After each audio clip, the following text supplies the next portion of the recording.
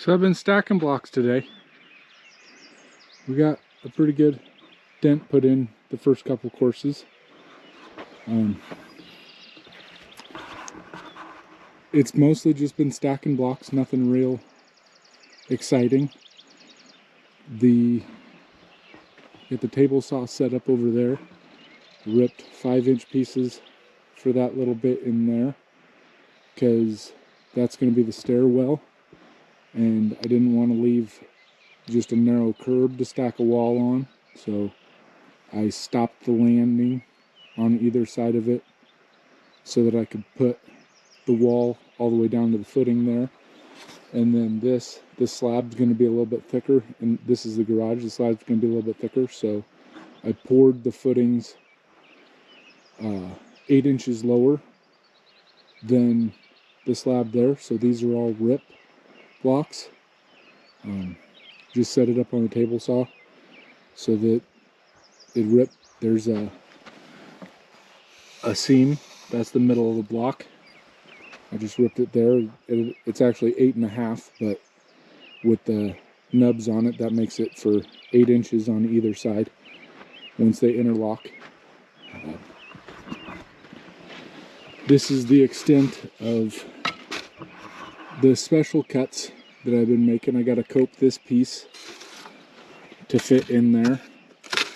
So I thought that I'd set up and show you how I go about doing that.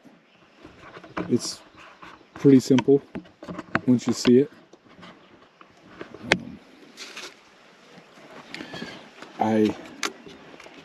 So that's a web. I make sure that my webs are going to line up.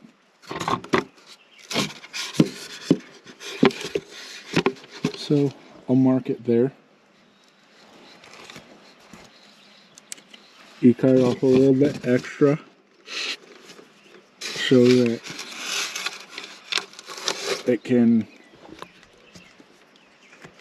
it's got some room. And then you can glue that, you can foam that to seal it up, and then it's actually attached. I don't know the good spot to put the camera. I'll do this.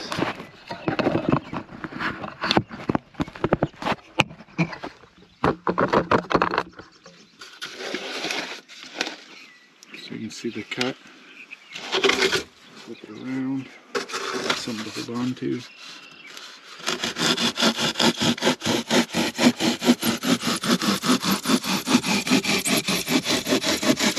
But this way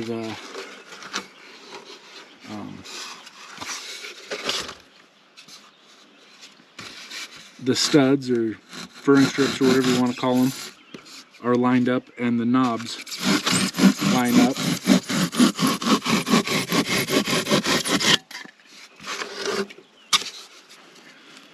So it was simple as that. Now that's going to line up.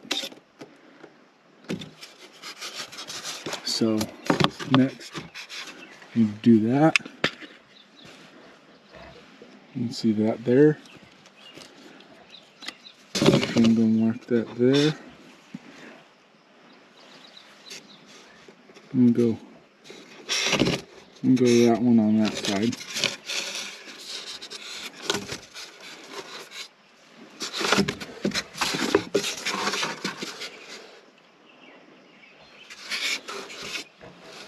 No, I'm not.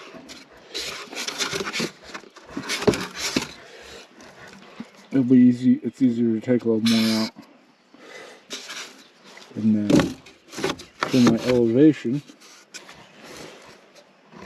I'm going to cut it about there. I don't know if you've seen that. I just set it there, so I know where to cut it.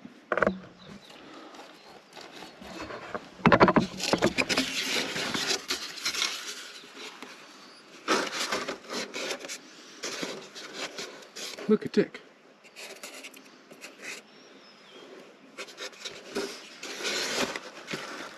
So you can get plenty of those out here.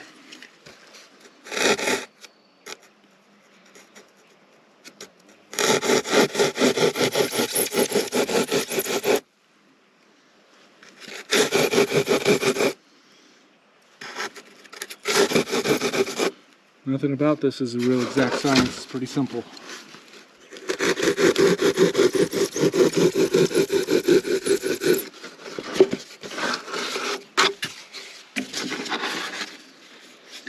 The webs is the hardest part to cut. The foam cut's really easy. It's web right there.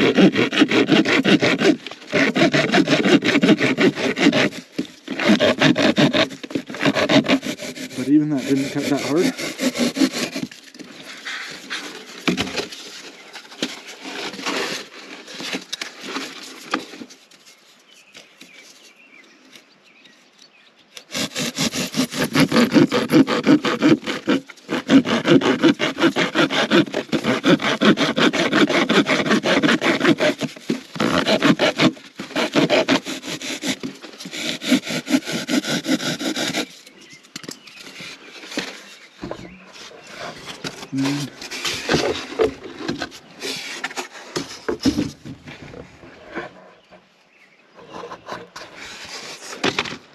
I got those clipped already.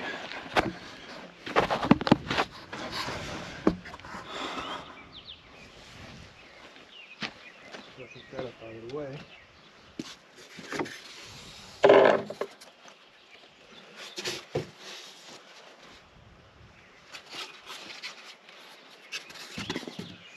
Now, put that on there.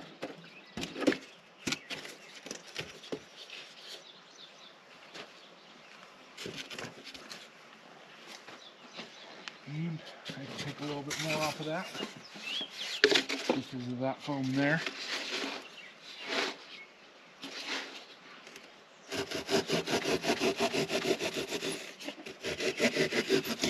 But like I said, it's easier to take it off than it is to put it back. Not that it's that hard to put it back because you just put it back with foam.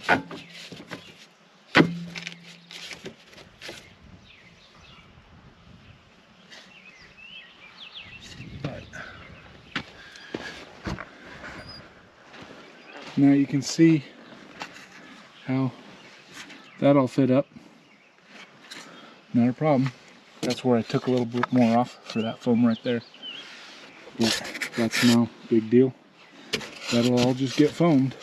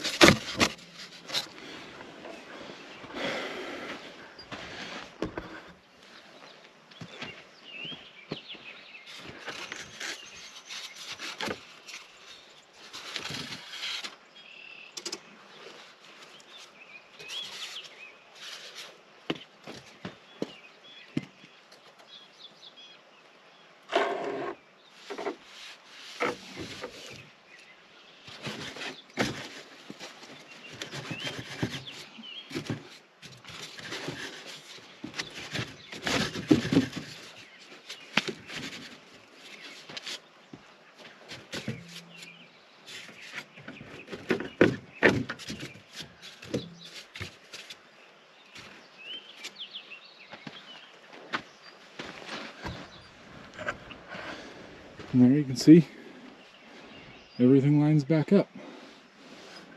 That looks a little high. So I'll probably have to come back and lower that. That'll be Sawzall. I'll have to chase this. You can see there's high spots and low spots.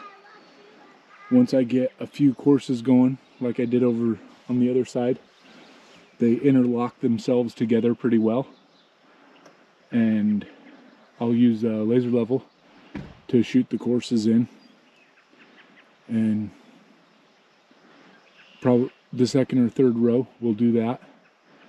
And then I can just run the Sawzall under the high spots. And I'll show how we do that once we get that far. But we're going to try and get it all the way around before we start that part of the project.